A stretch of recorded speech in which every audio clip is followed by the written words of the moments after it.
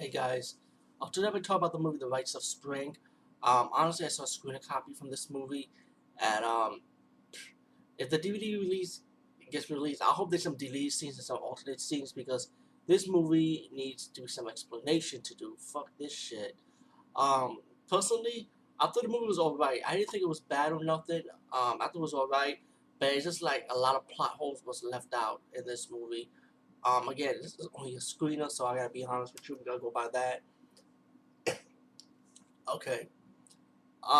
There's like two sides of the story. Okay, it's a mix of it's like drama, because there's some kidnapping shit going on, and the second story is more horror, like hillbilly Jeepers Creepers horror type of thing. Um, First part of okay, let's talk about the first part of the story, the horror element in it. You got this hillbilly guy kidnapping two women. He's torturing them. He's threw blood in the basement. And some monsters like waking, and the monster have like you see the little bit of the face of the monster for a few seconds. After that, it's just mainly hidden. Like he has worms crawling through his skin, so it's like a mutant, like I would say, living in the basement. And it's pretty obvious. I'm gonna tell you fast forward. Pretty obvious. The guy, he has like this pagan ritual. You've seen Children of the Corn. You've seen Wicker Man. Like you've seen, he just had this children. These two women had to be sacrificed to this mutated monster so his crops could grow. That's the horror element. It's pretty much like easy to explain. Second element, you got these couple, and there's a friend that he knows got a plot of kidnapping of this little girl, and then of this rich family, so they could get money and pay off the debts, and that's the second part of the story. And then later on, the two stories were intertwined.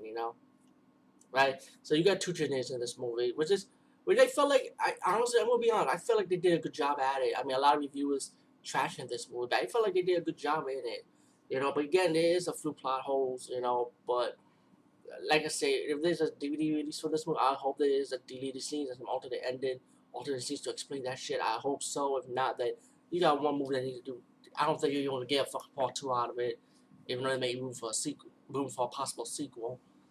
Um, let's start with the kidnapping scene.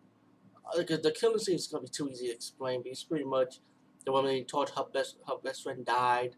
They got put like a cow mask on her. To be a sacrifice, and the woman escapes from the killer while the killer's trying to chase her. Okay, we'll cut to that part right there for now. Now the kidnapping scene, the couple and the friend and the driver went to the house, kidnapped the girl, kidnapped the babysitter. One of the kidnappers shot the wife of the guy. He shot the guy for $2 million. Pretty much he's gonna kill the babysitter and the girl. So they went drive off to the school. They waited. The driver went off to get the money, and then the driver realized that the father was actually behind the car with the gun, and he wants to get his family, his daughter back, and pretty much the babysitter back. As for the wife, she's dead, so fuck it. Anyway, they drove to the empty school. Now let's get to that scene with the hillbilly killer scene. Hillbilly killer, mutated killer, chasing the woman. The woman goes to the empty school where the kidnappers are, by the way. Yeah, take a wild fucking guess. And then the woman inside the school, the killer's going inside the empty school too. Yeah, you know where we getting at now. And the the kidnap. Now we go back to the kidnapping scene when the guy that kills the woman, the wife in the movie, he's gonna betray his friend anyway because he wants the money all to himself. You know, and the father, and the woman that was tied up, the babysitter, she actually picked up the gun and she was part of the plan. So the guy and his woman gonna kill all of them all so he could get the money for himself. But the father got shot from the babysitter. That wasn't the plot in the first place. That was the reason why they were able to go in the house and shit. And then while they was gonna kill the couple and so they can run off with the money. That's when the blonde girl that survived from the hillbilly mutated killer bumped into the gun guy, and the killer killed the babysitter, and the killer's gonna kill everybody off in the empty schoolhouse. The little girl that was in the movie that was kidnapped, guess what? She finally escapes, and guess what? She runs off, and some mysterious guy just grabbed her. And it's pretty obvious. I think the mysterious guy is probably the hillbilly guy, not the hillbilly mutated killer, but the hillbilly guy that was taking care of the mutated killer, probably. And after that, it just disappeared. Like from that on to the end of this movie, you don't know what the fuck happened to this little girl. I'd be like, what happened to the fucking kid? I let the credits roll up. There ain't no explanation. You know what I'm saying? So that's what I'm saying. Yo, I hope they're releasing the alternate to explain some shit like that because that was confusing. You know, that's some confusing shit, man. All right, but besides that, the killer, it's like cat and mouse chase. You know, the killer killed the villain in the movie. That killed the wife. And he was pretty much the bully in the movie. So the killer killed that guy. The survivor and the two couples run off, run out the school, while the survivor was actually in the school, but she was the last one to leave the school when she was able to finally escape. Um, the two couples went into the house where the other hillbilly guy was living, and they found out that they're in the house of the killer. You know, the hillbilly guy kidnaps the guy, leave the guy and the woman in the basement. The woman was gonna be the next sacrifice, his goal, and when pretty much he took her away, the survivor actually went back to the house and saved the guy from the hillbilly guy that's taking care of the killer, hit him with a hammer, and the guy and the girl went to the basement to see if his woman was there, and they found this nesting thing, similar to like a, pretty much it was ripping off Jeepers Creepers. Remember Jeepers Creepers, how the creeper has his flesh or bones in the wall and shit. It looked like this kid was doing the same thing, but with pieces of flesh on the wall, what it looked like, and they didn't find a woman over there. So the survivor and the guy walked to the cornfield and saw a scarecrow of the goat head, and that was his woman was a scarecrow like. So they tied her down.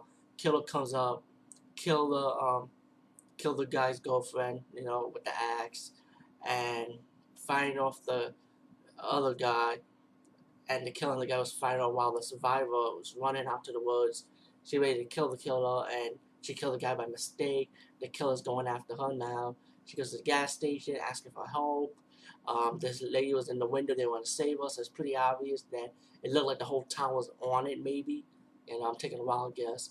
And she's in the car, fighting the killer off. She used the axe to kill the killer, and she runs out the fucking car. And guess what? The end. Yeah, that was the ending. Is that the best way of trying to get a part two out of it? Anyway, credits roll up, and you get your little end credit, and then I'll let you guys check this movie out. With it looked like the the guy that fought the killer during the end, who was happened to be one of the couples at the beginning of the movie, looked like he's the new scarecrow, and we don't know if the mutated killer is really dead.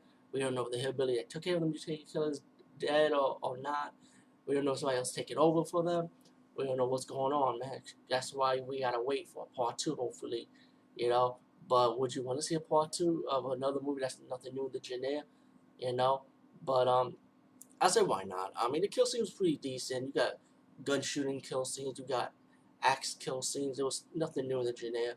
But there was blood, there was gore. It was pretty good at it. I give it credit for that. Not great, but it was good. It was decent, you know.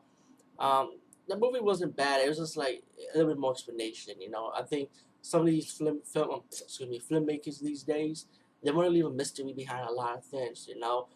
And some of them do execute it well. Some of them don't execute it well, to be honest with you. Rites of Springs, I say check out the screen if you could.